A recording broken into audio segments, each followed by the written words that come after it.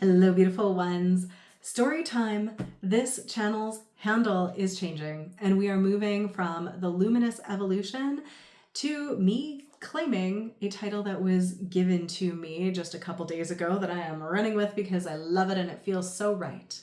I'm Casey Knight, and I am also the Priestess of Possibility.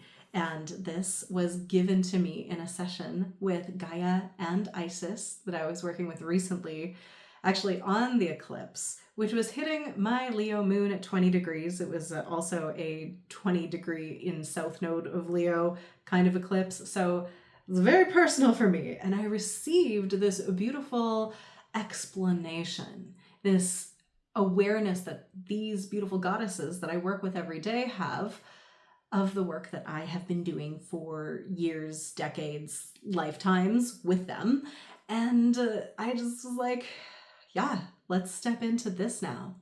So I am a spiritual rebirth specialist, a frequency alchemist, and I have a ceremonial energy modality that I co-created with Gaia that is advanced energy work and light body activation technology that I both facilitate and teach. And when I put it right down to everything, it's like I transmute density into light. I help people remember who the fuck they are as divine shining stars, as fractals of the infinite creation who came here to create and play in limitation and have that limitation create style and then like transcend the limitation or work within it and just create something so uniquely them that it is like just so distinctly, uniquely resonant to their soul signature that it's what they become known for. So this is the work that I've been doing for a very long time. I have been facilitating transformation full-time for 13 years. And this is, I guess, a bit of story time because I want to tell you that like I'm not just like claiming this. Again, it was given to me, but I have been working towards this and embodying this archetype of this priestess of possibility for a very long time. And I have been wanting to step into the priestess work more fully publicly for a while. The priestess work, again, I have always done publicly. I have worked ceremonially doing my energy work, calling in sacred space, working with Gaia specifically, but all of these gods and goddesses, source energy, as well as people's entire luminous team and the elemental forces of creation for about 13 years now. And I have called myself everything from, like a coach to a soul embodiment guide to a frequency alchemist, just trying to explain what I do. Soul embodiment guide is still one that really resonates. But when I put that one out about 7 years ago, all of these people were like, what does that mean? And I was just too ahead of the scene because now I think most people, at least that would be in my audience, were like, yeah, embodiment, cool, soul, got it. And at the time, people were like, I don't know, like, what the hell is that? So the curses of being a visionary who is a few steps further ahead than, the collective. Sometimes people think we are crazy. And my personal journey was one of always being a mystic. And I was born with a level of remembrance and awakening that most people don't have. I never had an awakening. I had many like, oh yeah, like remembrances. But there was never a time I was asleep. When I was 8 years old, the divine came to me and I had a mystical experience just like wrapped up in divine love, light, and a feeling of inevitability, as well as like deep and everlasting peace. The light of God surrounded me and showed me visually and spoke to me and had me feel all of this very clearly that I was going to be a spiritual teacher. And that scared the shit out of me because I already had all of those active Akashic records going like, girl, that is not safe. And I had just watched the crucifixion of Christ at school in grade 2. And I was like, oh my God, look what they did to him. I don't want that to be me. And so I was like, you got the wrong gal. Like, I'm just a kid. And Spirit was like, when you're older. And I had these visions of having this global mission, and I am pre-internet old. I'm 43 right now. And so at the time, you have to be real famous to be a global teacher.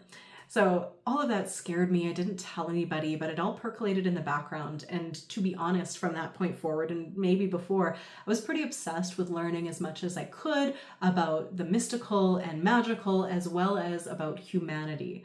So I read voraciously. I started exploring my inner world and meditating often when I was 16 years old, studied world religions. I actually went to school and got a BA in sociocultural anthropology with some focuses, and almost minored in psychology and religious studies. So I have been voraciously learning about humanity as much as I could. And it was always my process that I would like have a theory about how something worked, and then I would like come to this conclusion internally through my own direct experience and like pattern recognition.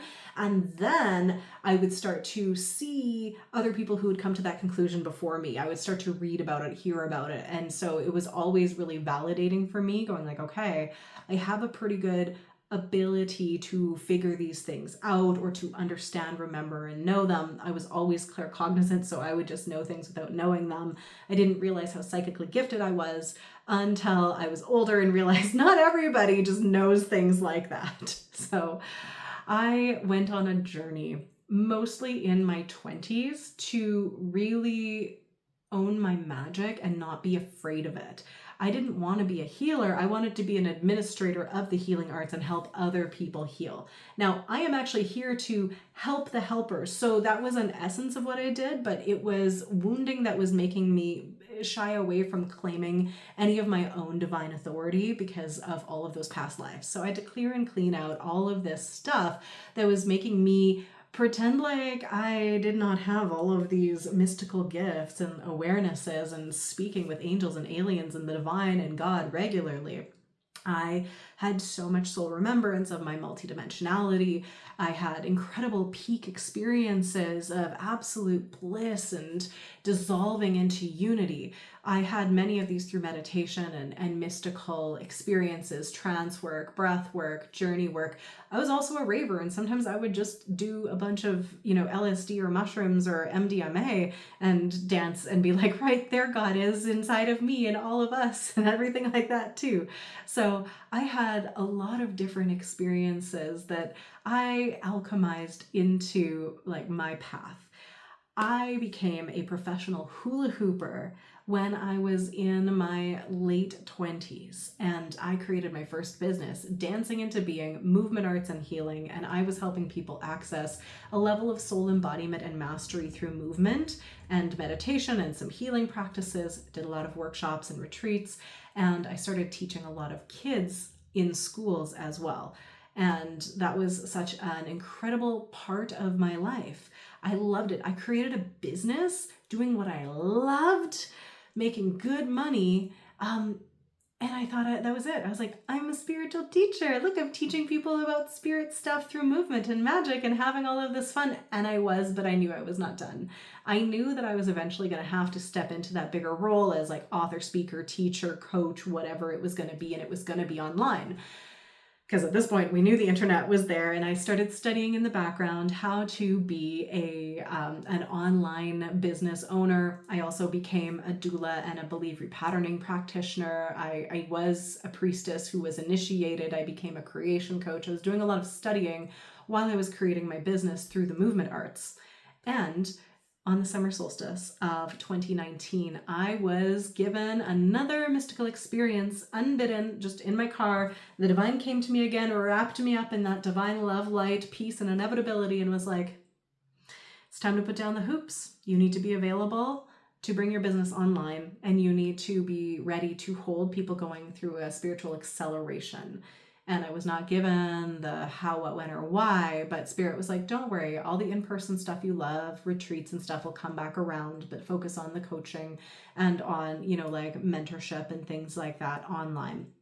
And so I started figuring out in a more like right now way how I would do that for about 9 months. And I invested a lot of money in learning how to market myself online, how I've worked with business coaches. I launched my next brand, Joy Evolution. I was already taking clients, and I was going to retire from my in-person work in June of 2020. But we all know what happened in March of 2020.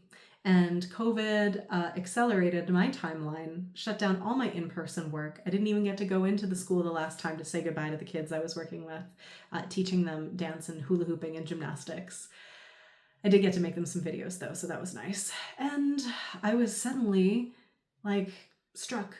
It's like, oh, that is what I was being prepared for.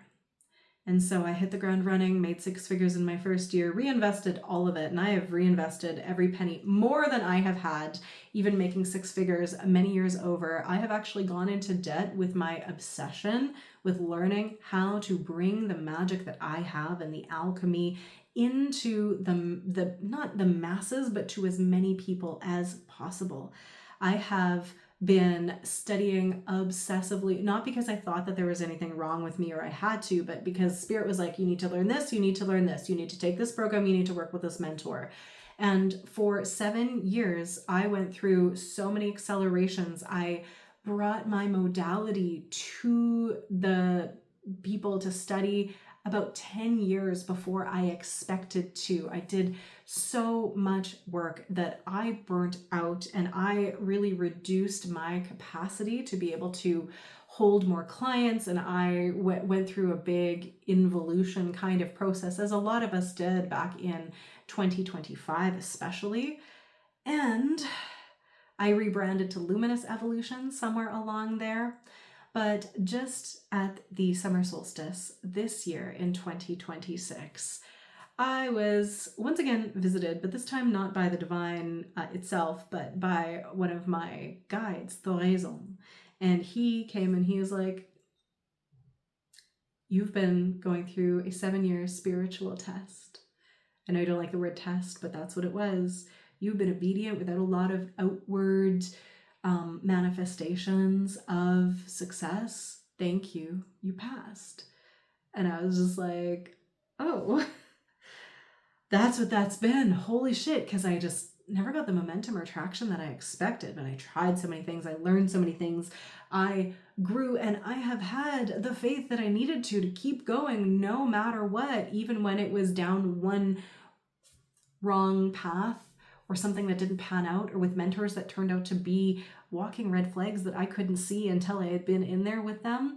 I learned more from making mistakes and working with people who were not source aligned, open-hearted, and rooted in the kind of integrity that I want to operate in, because I learned what not to do, baby. That was so important for me.